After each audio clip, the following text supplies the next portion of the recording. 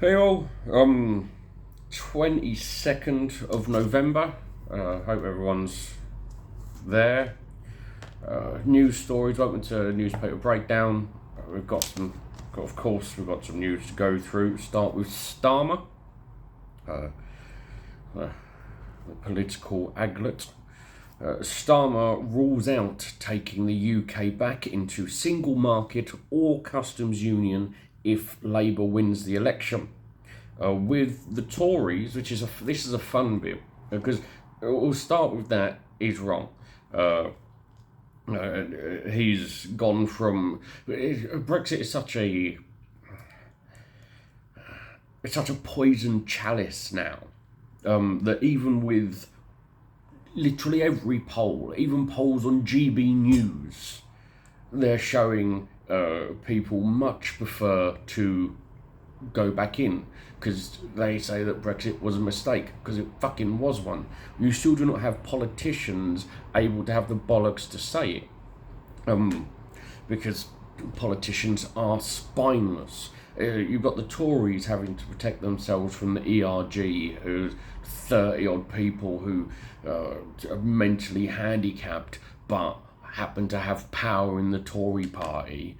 And then you've got Starmer here still wanting to get the fucking Tory votes that he believes will only come if he backs Brexit to the hilt and claims how we're going to get all these fucking wonderful opportunities, even though none of them will come.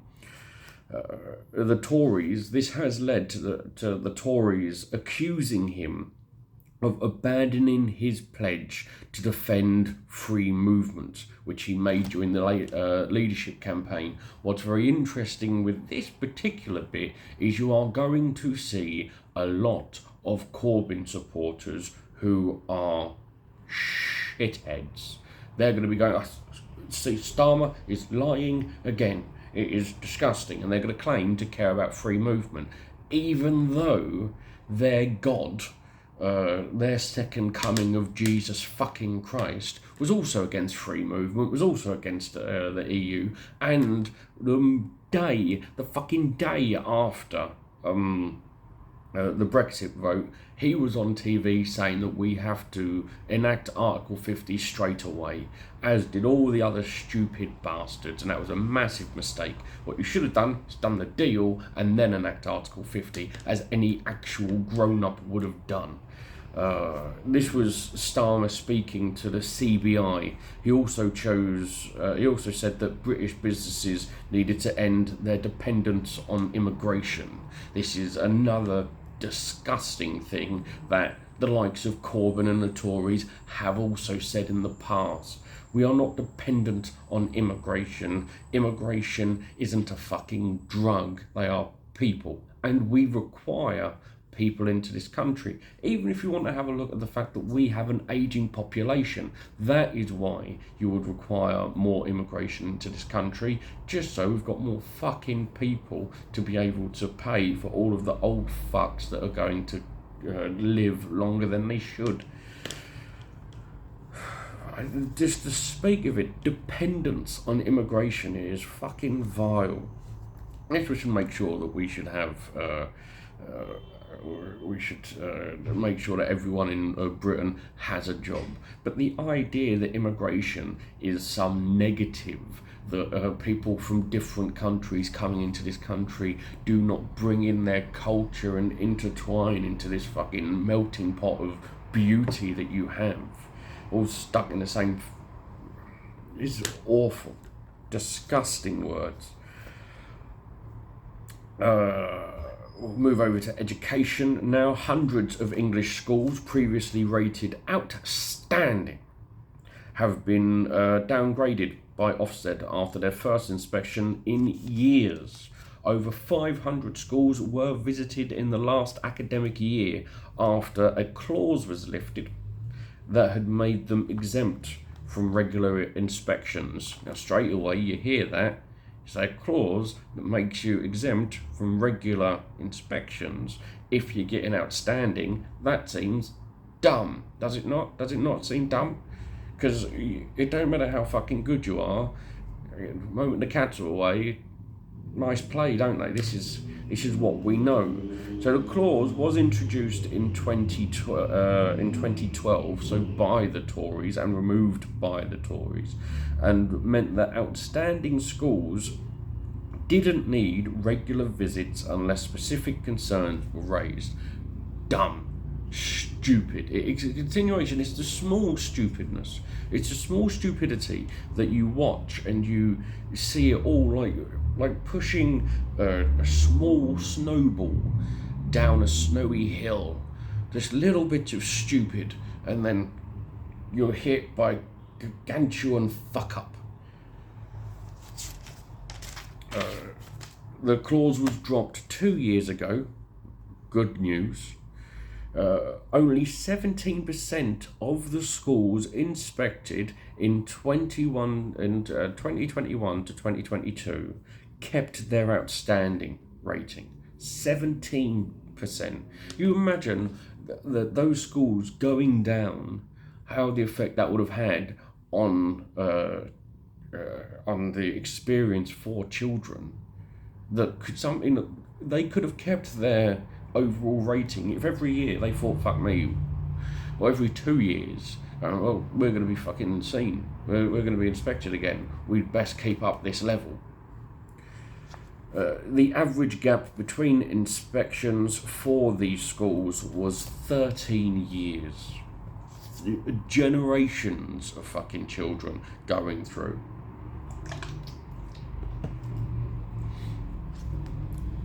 Going from Ofstead to the energy watchdog Ofgem, they have said that the energy companies have been failing vulnerable people. Shock and awe. Telling all 17 firms in its review to improve, with Good Energy, Outfox, So Energy, True Energy, which is just TRU, True Energy, and Utilita, all have been found to have severe weaknesses, including a failure to set up debt repayments at reasonable levels, setting them up so high that customers could not top up their prepaid meters. What can you do? Of course, some of the suppliers have come out and said this review is incomplete. That's what they're going to say. Because imagine if businesses took responsibility for their actions. How shit would that be, eh? That would be fucking awful. Other examples of poor practice include failing to read meters for customers who could not do it themselves. So I assume just getting blind people to fucking guess. Oh, what does your meter say? I can't read it, I'm blind. Well, what does it feel like it says? Some vulnerable customers have been unable to contact suppliers to top up or request credit. Which, we've all been on phone calls to these bastards, haven't we? 9-hour phone calls you're waiting to get through, where you assume that they're all trying to finish a fucking Sudoku or something. And setting debt repayment so high customers will self-disconnect. Now, self-disconnecting is when you run out of money, you do not put any more money into the meter. So you're just there. So even if you owe, even if you're doing debt repayments, you cut it off. I don't have the money. It's done. We do have, there are levels of severe issues as we go on. It's very difficult to know which one to start with, because that's what it all is, isn't it? You either do everything together, which is what the government should do, because they have little bits. They have bits where, you've got the PM, and then you've got the secretaries, haven't you? Who are energy and economy, and they should be there going, right, how do we fix our particular little bit? And they should all do it together, but they don't. Over in Beijing, they have shut down parks and museums, with more cities resuming mass testing for COVID after a fresh nationwide spike in cases. Record high cases now in Beijing. China have a zero COVID policy, so they want to get rid of it. They do not want it there. We have gone a slightly different way. We don't have a zero COVID policy. We have a zero shit given about COVID policy. Very different thing. I can't tell you how many cases we've had. I haven't seen the figures anywhere for ages. I have not seen COVID figures shown anywhere for age. And I keep an eye out on news. But there's a chance that they are being shown, and I've just missed them, but that would be surprising. There's also fresh concerns over the economy over in China because of the continual shutdowns. It will have a knock-on effect to the economy. The OECD had said that the UK will be the second weakest performing economy of the G20 countries, with only Russia will suffer a bigger contraction than ourselves next year. OECD has said the UK economy will expand 4.4% this year, which will be the sixth fastest, but it will contract by 0.4% next year, and will expand by just 0.2% in 2024, which is the joint weakest alongside Russia. Now, with all of these, you have to take a pinch of salt, because these are slightly different figures to the OED, not the OED, OCD? OBR, that's the one. The Office of Budget Responsibility, which is the UK spending watchdog, and I've got slightly different figures to what the OECD does. The OECD is like a economic think tank, really, but worldwide, based in Paris. But the suggestion that we will be the joint worst or second joint worst to Russia, who are currently going through a fucking war, says just how bad we are doing. This continual comparison, where we compare ourselves to, look how bad Germany are doing, or look how bad France are doing, everything else, and we're there next to fucking Russia, for Christ's sake.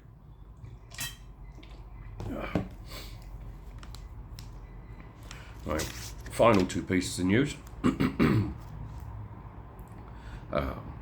Of course, the reason our economy is so bad, and I give you all the excuses, is because we have a Tory government. That's the reason. Tory MP, ex-suspended Tory MP, David Warburton, breached Parliament's Code of Conduct over a £150,000 loan from a Russian-born businessman.